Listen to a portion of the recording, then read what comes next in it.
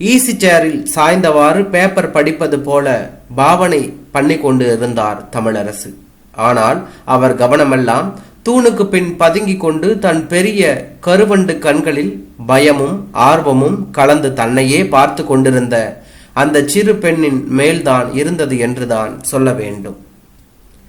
நெல்மணி மூக்கும் கொழுவிய கன்னங்களும் துருதுருவென்ற கண்களும் பட்டுப்பாவாடை உடுத்திய பாங்கும் அவருக்கு தன் மகளே சிறுவயது தோற்றத்தில் கண்ணெதிரே வந்து விட்டார் போல பிரம்மை ஏற்பட்டது.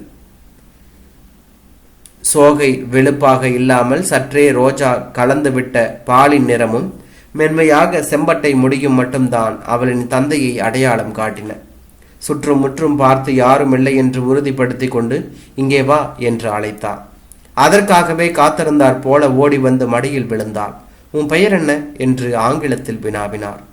ஒரு சின்ன சிரிப்புடன் உங்கள் பெயரில் பாதிதான் என்று சுத்த தமிழில் குறும்பு துணைக்கு கூறினார். ஒரு கணம் ஆச்சரியப்பட்டார். ஆமாம் தாத்தா, தமிழ். உங்க பெயரில் பாதிதானே, அதுதான் என்னுடைய பெயர் என்று சொல்லிவிட்டு ஒரு கழுக்கு சிரிப்பு அது அவரையும் தொற்றிக் கொண்டது. அவரது நினைவுகள் அவர் மகளை சுற்றி சுழன்றன.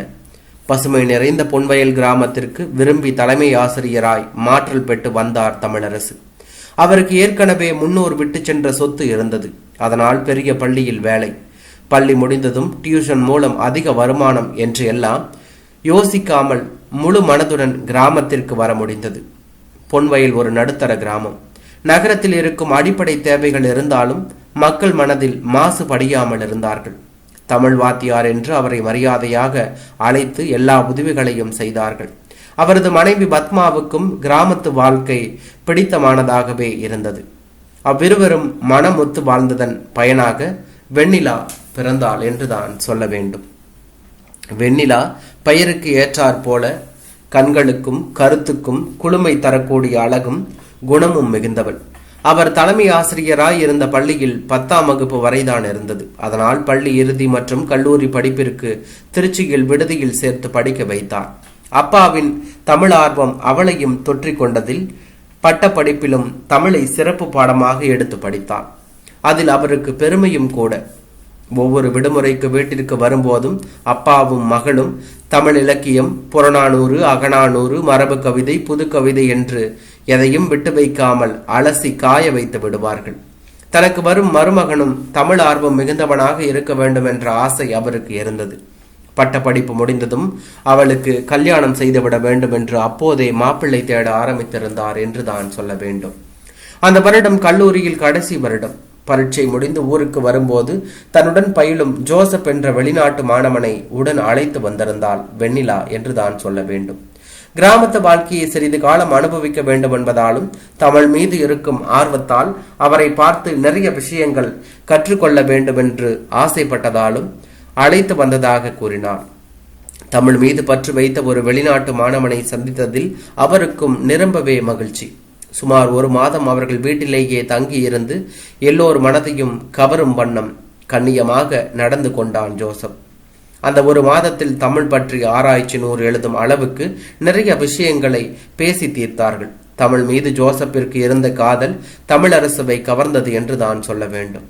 கடைசியாக ஊருக்கு கிளம்ப 1 வாரம் இருக்கும்போது இருவருமாய் ஒரு நாள் அவர் முன் வந்து தயங்கி நின்றார்கள். என்னம்மா, இன்னும் நீங்க பார்க்காத இடம் ஏதாவது இருக்கா என்ன? எங்கேயாவது போகணுமா என்று கேட்டார் தமிழரசு. ஆமாம்பா, அது வந்து தயங்கி இழுத்தாள் மகள்.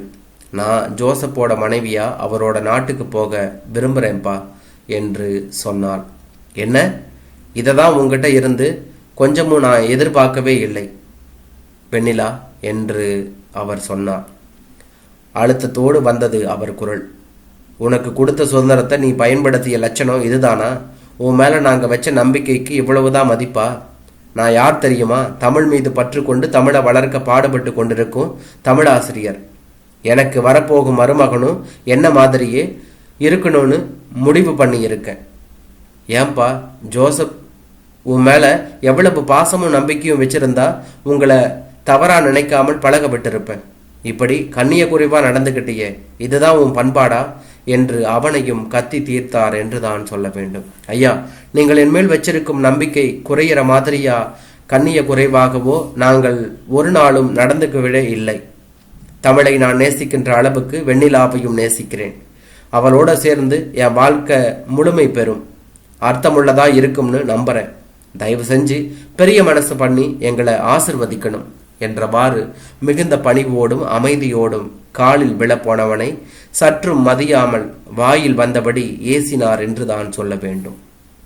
முடிவில் ஜோசப்பும் வெண்ணிலாவும் அந்த வீட்டை விட்டு வெளியேறி வந்து அந்த ஊர் கோவிலிலேயே மாலை மாற்றி திருமணம் செய்து கொண்டார்கள். அதன் பின்பு சென்னை சென்று திருமணத்தை பதிவு செய்து கொண்டு முதலில் ஜோசப் தன் நாட்டுக்கு பயணமானான். விசா வரும் வரை ஒரு விடுதியில் தங்கியிருந்த வெண்ணிலாவை விரைவிலேயே தன்னிடம் அழைத்து கொண்டான் என்றுதான் சொல்ல வேண்டும். இப்போது 5 ஆண்டுகளுக்கு பிறகு இருவரும் தங்கள் 4 வயது மகளுடன் மறுபடி அந்த கிராமத்திற்குள் காலடி எடுத்து வைத்திருக்கிறார்கள் என்றுதான் சொல்ல வேண்டும். இத்தனை ஆண்டுகளில் அவர்கள் எழுதிய உருக்கமான கடிதங்கள் எல்லாம் படித்து பார்க்காமலேயே குப்பை தொட்டிக்கு போய் கொண்டிருந்தன. மனம் பொறுக்காமல் நேரில் சென்று சமாதானப்படுத்தி விடும் முடிவோடு வந்திருந்தார்கள். ஆனால் தமிழரசுவின் கோபம் இன்னும் தீராமலேயே இருந்தது. எப்படியாவது அவரது கோபத்தை தணித்து மறுபடியும் உறவை புதுப்பித்துக் கொள்ள வேண்டுமென்ற முடிவோடு வந்திருந்த மகளுக்கு அவளின் தாய்தான் தன் கணவருக்கு தெரியாமல் உதவிகள் செய்து வந்தார். எதிர் வீட்டிலேயே அவர்களுக்காக குடுத்தன ஏற்பாடும் செய்ததோடு தினமும் மகளையும் பேத்தியையும் பார்த்து பேசி மகிழ்ந்தான். ஜோசப்பும் குணம் மாறாமல் அன்போடும் மரியாதையோடும் இருந்தது அவருக்கு நிம்மதி அளித்தது. அன்று தமிழரசு பள்ளி விஷயமாக டவுன் வரை சென்றிருந்த தைரியத்தில் வெண்ணிலாவும் அவள் தாயும் கோவிலுக்கு சென்றிருந்தார்கள். தமிழ் அவள் தந்தையோடு விளையாடி கொண்டிருந்தாள். சிறிது நேரத்தில் ஜோசப் தூங்கியவுடன் மெதுவாக நழுவி எதிர் வீட்டுக்கு வந்து விட்டாள் என்று தான் சொல்ல வேண்டும். திடீரென்று கன்னத்தில் ஈரத்தை உணர்ந்து நிகழ்ந்த காலத்துக்கு திரும்பினார் தமிழரசு. குழந்தை தமிழ்தான் அவர் கன்னத்தில் மாறி மாறி முத்தமிட்டு கொண்டிருந்தாள். அந்த பாசத்தில் தடுமாறி போனார். தான் யாருன்னு தெரியுமா உனக்கு? மறுபடியும் ஒரு ஓ தெரியுமே, அம்மாவும் அப்பாவும் எப்பவுமே உங்க போட்டோவும் பாட்டி போட்டோவும் காட்டி உங்களை பத்தி சொல்லுவாங்க. அம்மா மேல உங்களுக்கு ரொம்ப ஆசைன்னு சொல்லுவாங்க. ஆனா நீங்க அம்மா கிட்டையும் அப்பா கிட்டையும் பேசவே இல்லையே. ஆசையா இருந்தா அப்படியா இருப்பாங்க? என்னால எங்க அப்பா அம்மா கிட்ட பேசாம ஒரு நாள் கூட இருக்க முடியாது தெரியுமா என்று அந்த குழந்தை சொன்னது.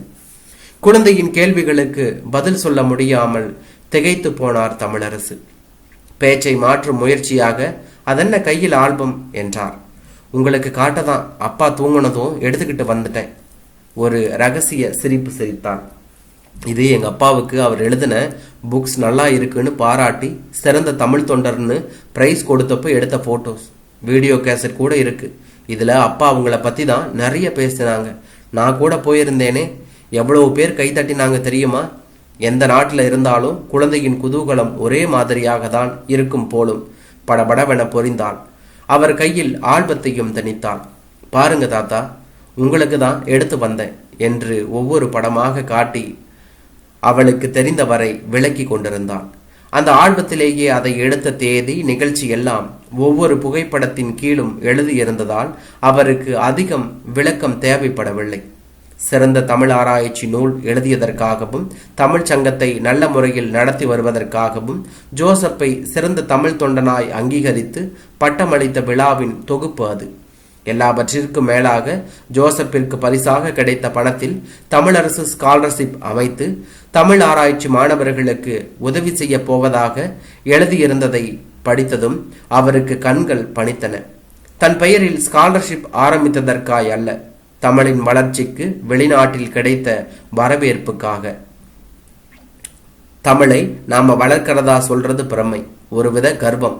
உண்மையில் அது தானே வளர்ந்து செழிக்கும், மத்தவங்களையும் வாழ வைக்கும். 5 வருடத்திற்கு முந்தைய வாக்குவாதத்தின் போது மகள் சொன்னது இப்போது அவருக்கு புரிந்தது என்றுதான் சொல்ல வேண்டும். கோவிலுக்கு போன தாயும் மகளும் திரும்பி வந்து அவர்களுக்கு முன்னதாகவே தமிழரசு திரும்பி விட்டதை கவனித்து பயந்து போயினார்கள்.